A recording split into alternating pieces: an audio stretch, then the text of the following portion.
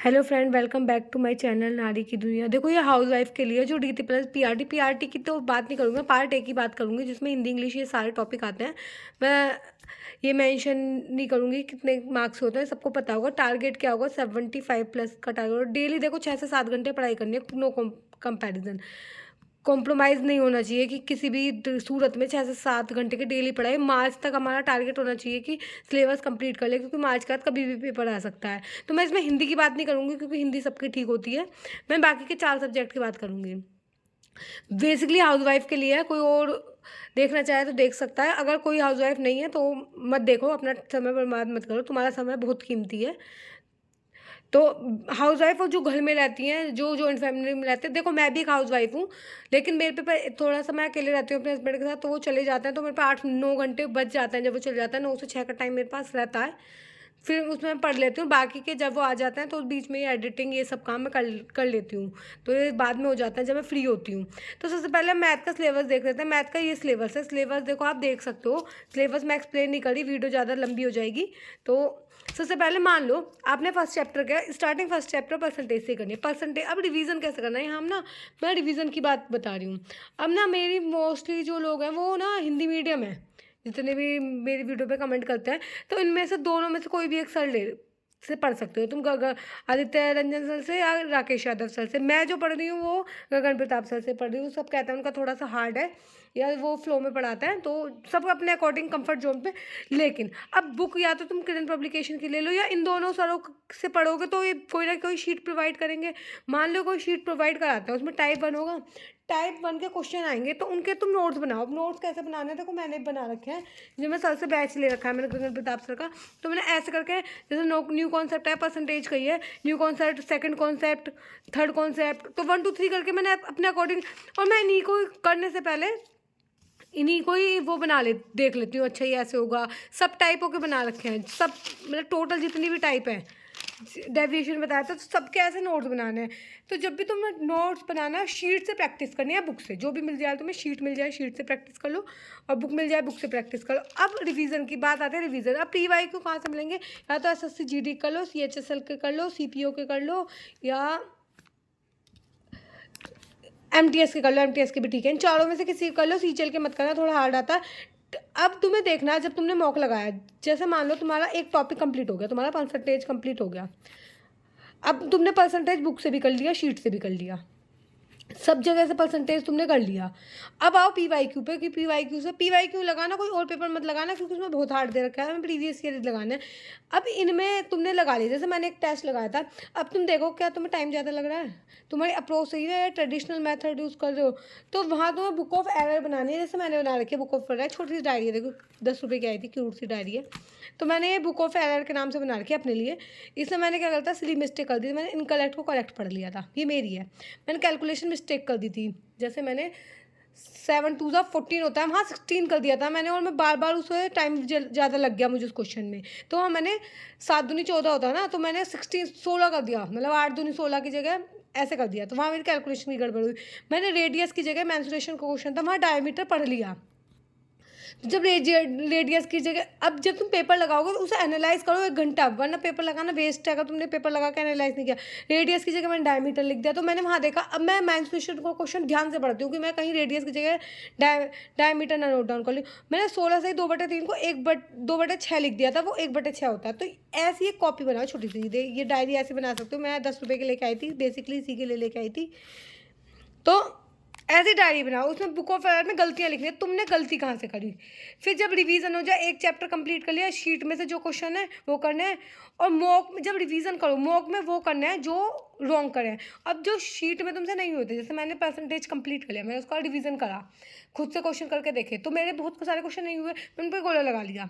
अब सर ने इसके अप्रोच देख ली मैंने, फिर उसके बाद मैंने टेस्ट लगा के देख लिया। टेस्ट में मेरे 20 में से 16 मार्क्स आए, मतलब मेरे से 16 मार्क्स आए थे। तो मैंने देखा मेरे 2 क्वेश्चन क्यों नहीं हुए, जो क्वेश्चन हुए वो क्यों गलत हुए, मतलब जो गलत तो नहीं हुए थे, मैंने छोड़ दिए थे, समझ में ही नहीं आए थे वो मेरे। और जो मान लो जिन्होंने नहीं हुए क्यों नहीं हुआ, जो हुए सही उनमें टाइम ज़्यादा लगा, मतलब मैंने कितना टाइम।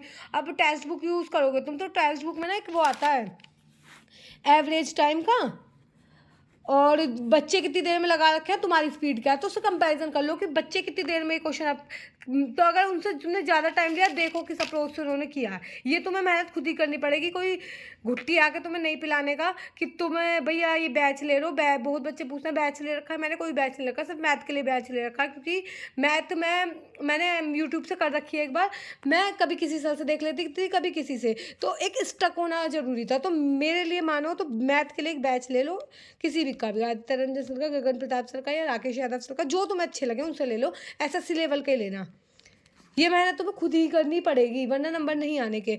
और क्या कहता है, मैं मतलब ये डी ट्रिपल एस बी के लिए मैं पहली बार डी ट्रिपल एस PRT दूंगी। मतलब इससे पहले जब हुआ था 2022 में, मैं एलिजिबल नहीं थी उस टाइम, मतलब हमारा सेमेस्टर कंप्लीट नहीं हुआ था जब फॉर्म फिल हुए थे, उस टाइम हमारा सेमेस्टर का रिजल्ट नहीं आया हुआ था।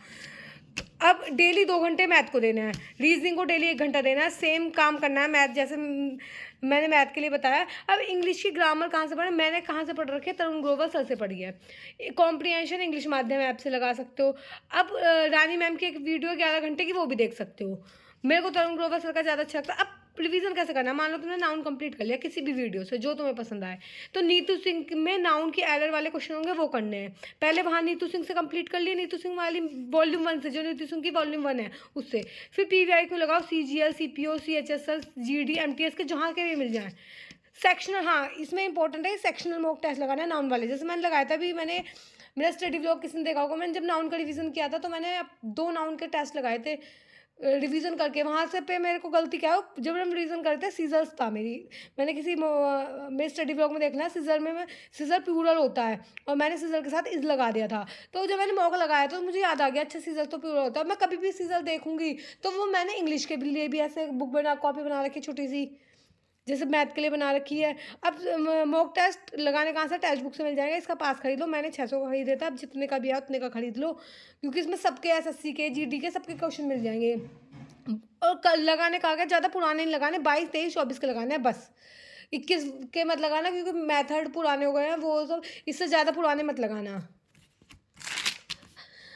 अब GS की बात कर लो, हिंदी की मैं नहीं कर रही, हिंदी आसान होती है और हिंदी के लिए खास मैं कुछ कर भी नहीं रही, तो मैं हिंदी की बात नहीं कर रही। PY, लेकिन GS वो PY को लगाना है टेक्स्ट बुक से, उसका भी एक तरीका होता है। देखो GS पढ़ने का एक तरीका होता है जो मैंने नोटिस किया, जैसे मैंने एक CPO का पेपर का मैंने एनालाइज किया, CPO का पेपर का सिर्फ GS के लिए एनालाइज किया कि दशहरा अभी हुआ था, कौन सी शिफ्ट में हुआ था, 27 रिसेंट वाले ज़्यादा, इसकी फर्स्ट शिफ्ट हुआ था 27 जून को CPO का पेपर हुआ था। उसमें क्वेश्चन आया था कि दशहरा कौन से मध्य में मनाया जाता है। मैंने कहा दशहरा तो अक्टूबर में आता है, मेरे माइंड में आया, तो उन्होंने ऑप्शन में ये दे रखा था चैत बैसाख। अब मुझे ना हिंदी के ही याद नहीं थे, चैत में क्या होता है, बैसाख में क्या होता है, मतलब पहला मंथ चैत्र होता है, ये मुझे नहीं पता था। फिर लास्ट वाला फागुन होता है, तो नहीं पढ़े कभी, तो नहीं पता था चैत बैसाख फागुन जो इनका सीक्वेंस होता है। तो मैंने सब याद कर लिया कि इसका सीक्वेंस क्या होता है। मतलब मैंने उस प्रोस्पेक्टिव से सोचा कि अगर और क्वेश्चन इस पे क्या बन सकते हैं, कि मतलब इसका पहला मंथ कौन सा होता है, दूसरा एक क्वेश्चन तो हो गया, लास्ट वाला मंथ क्या होता है, इनके बीच में मतलब सावन भादो ये जो होते हैं, इनमें कौन कौन से फेस्टिवल किस किस में आते हैं। कार्तिक में तो दिवाली आती है, तो किस में क्या क्या आता है। तो मुझे तो दशहरे का बिल्कुल नहीं पता था, आषाढ़ में आता है। मतलब आषाढ़ तो मैंने शायद सुना ही पहली बार था, क्योंकि हम इतने फैमिलियर नहीं है इन शब्दों से। तो ये क्वेश्चन इस पे बन सकता है। अब मैंने नोटिस किया ईस्टर्न घाट और वेस्टर्न घाट से ज्योग्राफी में क्वेश्चन पूछा था, तो ईस्टर्न घाट से पूछा था कि इसकी लेंथ कितनी है ये बताओ। तो ईस्टर्न घाट पे जितने स्टेट आ रहे हैं वो कर लो, जैसे यहाँ पे ईस्टर्न घाट में महाराष्ट्र हो गया, गोवा हो गया, कर्नाटक हो गया, केरला हो गया, तमिलनाडु हो गया, तो इधर के कर लो सारे, इधर के कर लो, इधर के कर लो, ईस्टर्न घाट के कर लो, वेस्टर्न घाट कर लो, उनकी प्रॉपर्टीज़ क्या है, यहाँ पे कौन सी नदी बह रही है, यहाँ पे कौन सी नदी बह रही है, वो कर लो। एक मैंने जो क्वेश्चन नोट किया था कि कौन से, अब पॉलिटी का बता दूंगा, एक जो मैं ज्योग्राफी में भी नोट किया गया था कि पर्वत कौन सा पर्वत, टहरी पर्वत कौन से उस पे है, मतलब नदी पे, तो सारे पर्वत कौन सी नदी में वहाँ से बैठ रही है वो कर लो। सॉरी, और जैसे टहरी बांध कौन सी नदी पे है, इस तरीके से, टहरी पर्वत नहीं टहरी बांध है, तो कौन सी नदी पे है। और पर्वत जैसे जितने पर्वत हैं ऊपर, जितने पर्वत होता है, तो एक हमें एक टॉपिक मिल गया, हमें पर्वत कंप्लीट करना है। काराकोरम से बह रहा है, काराकोरम में ये कौन सा पर्वत नहीं है, इस तरीके से क्वेश्चन था। एक खरीफ और रबी की फसल से था, इसमें से कौन सी खरीफ और रबी की, हमें एक टॉपिक मिल गया, हमें खरीफ और रबी की सारी फसलें करनी है। हमें काराकोरम पर्वत नहीं, हमें सारे पर्वत करने हैं। हमें टहरी बांध नहीं, सारे बांध करने हैं। हमें नदी नहीं, सारी नदी करनी है। तो हमें टॉपिक मिल गया। अब जो लेटेस्ट पैटर्न के लिए, जो को अगर कोई इंग्लिश मीडियम से है, ज़्यादातर मेरी मतलब सब हिंदी में पूछते हैं, कोई हिंदी मीडियम इंग्लिश है, क्योंकि मैं सारी चीज़ इंग्लिश में पढ़ लेती हूँ, मुझे कोई दिक्कत नहीं है, ना हिंदी में दिक्कत है। मैं प्योर 12th तक यूपी बोर्ड से हूँ, तो मतलब मेरी हिंदी बिल्कुल बहुत बढ़िया, मतलब मैं बहुत अच्छे से मैं हिंदी बोल लेती हूँ और समझ भी लेती हूँ, और इतनी अच्छे से मैं इंग्लिश भी समझ लेती हूँ और बोल भी लेती हूँ, बट इतनी फ्लुएंटली नहीं बोल पाती जितनी हिंदी बोल रही हूँ। तो प्योर यूपी बोर्ड से है, तो हिंदी में ठीक है, लेकिन मैं इंग्लिश में भी उतना ही सहज हूँ। अगर कोई इंग्लिश मीडियम के बच्चा है और वो कंफर्टेबल है, तो एसएससी परमार एक चैनल का नाम है, वो बहुत अच्छे से समझाते हैं। वहाँ से मैंने 3-4 टॉपिक करे थे, मैंने एसएससी परमार से बायोलॉजी करी है अभी, चलिए फ्री ऑफ कॉस्ट है, बैच लेना, बैच मतलब जीएस के लिए क्या ही बैच लोगे, और ज्योग्राफी है, तो वो मैंने एसएससी परमार से करी है। अभी ज्योग्राफी के भी कुछ टॉपिक देखे थे, बायोलॉजी के भी, क्योंकि वो बहुत लेटेस्ट पैटर्न पे करा रहे हैं, लेटेस्ट पैटर्न पे जो चल रहा है, जो सारे लोग पूछते हैं ना, वही लेटेस्ट पैटर्न पे करा रहे हैं। तो एसएससी परमार की देख लेना, वरना मैंने बताया था क्रेजी जी के ट्रिक, हिंदी मीडियम के लिए तो क्रेजी जी के ट्रिक बहुत बढ़िया समझाते हैं। क्रेजी जी के पहले मैं उनसे ही देखती थी, और अब भाई मेरे बारे में, अब पॉलिटी के लिए जैसे एक फंडामेंटल ड्यूटी से क्वेश्चन था, तो सारी फंडामेंटल ड्यूटी इस तरीके के क्वेश्चन कर लो। अब बहुत सारा भैया तुम कौन है, तुम इतना सब लेक्चर दे रही हो, तुम कौन हो। सबसे पहले देखो, मैंने DT+B का पहली बार पेपर दूंगी, फर्स्ट टाइम मेरा पेपर होगा DT+B का, फर्स्ट टाइम। इससे पहले मैंने KVS दे रखा है, तो KVS का मेरे को थोड़ा बहुत एक्सपीरियंस है, 141 नंबर थे मेरे। इसके अलावा भी यूपी से कोई होगा उसे पता होगा, जूनियर एडिट का पेपर हुआ था, जूनियर एडिट का कौन से ईयर हुआ था, 2021 में हुआ था, 17 अक्टूबर। उसमें मेरा 70 गुणांक है, मेरा 70 गुणांक है मेरा। उसमें मैथ और साइंस से मैंने फिल किया था, 2021 में फिल किया था मैथ और साइंस से, और उसमें 60 नंबर की जीएस आई थी। तो मैंने जीएस उस टाइम इस तरीके से पढ़ी थी, मेरे मोस्टली जीएस के नोट्स इस तरीके से हैं। वो मेरे पे कोई बुक पढ़ी होगी तो मैं दिखा भी दूंगी, मैंने उस टाइम दिया था पेपर, उसमें 70 गुणांक है। कोई कहेगा हुआ क्यों नहीं तुम्हारा, क्योंकि उसको आज तक रिजल्ट नहीं आया। उन्होंने मतलब रिजल्ट तो दे दिया, रिजल्ट में 45,000, 1.5 लाख बच्चों ने फॉर्म भरा था, 1.5 लाख में से 45,000 बच्चे पास हुए, उसमें से एक मैं भी हूँ। तो लेकिन आज तक उसका रिजल्ट नहीं आया, अब कब आएगा ये किसी को नहीं पता, अब आएगा भी नहीं आएगा, 3 साल तो हो गए, वो कोर्ट में भर्ती अटकी हुई है। तो यूपी का तो कुछ ऐसे ही सिस्टम है, तो सेंटर के एग्जामों पर ध्यान दो। तो आई होप तुम समझ गए होगे, मैं मतलब मैं इस तरीके से पढ़ती हूँ, और क्या कहते हैं, तुम भी इस तरीके से पढ़ सकते हो। कोई भी टॉपिक उठाओ ऐसे रिवीजन करो जीएस का। अब जीएस में अगर तुम्हें टॉपिक में दिक्कत हो रही है, कौन सा टॉपिक हम करें, तो देखो मैं तुम्हें रोज ना कम्युनिटी पे टॉपिक दे करूँगी, या मैं इतना कम्युनिटी पे तो क्या ही टॉपिक दूंगी, सबका वो अलग अलग होता है, जैसे खुद ढूंढ लो। जैसे मैंने तुम्हें बताया ना, आशार्थी का क्वेश्चन बन जाएंगे, ईस्टर्न घाट और पर्वत का क्वेश्चन बन जाएंगे। तो तुम मुझसे कमेंट में पूछ ले करो कि इस टॉपिक से और क्या क्या क्वेश्चन बन सकते हैं, वो मैं बता दूंगी। तो होप सो तुम्हें अच्छे लगो। ये सिर्फ हाउस वाइफ के लिए था जो 6 घंटे पढ़ाए, तो इस तरीके से आप पढ़ाई सिस्टमेटिक वे से लेके चलो, तो तुम्हारा कोई भी एग्जाम क्लियर होने से कोई नहीं रोक सकता। तो आई होप ही समझ गए होगे। और आज की वीडियो में इतने ही। अगर आपको वीडियो पसंद आई हो तो वीडियो को लाइक करना, और चैनल पर नए हैं तो सब्सक्राइब कर देना। Thank you.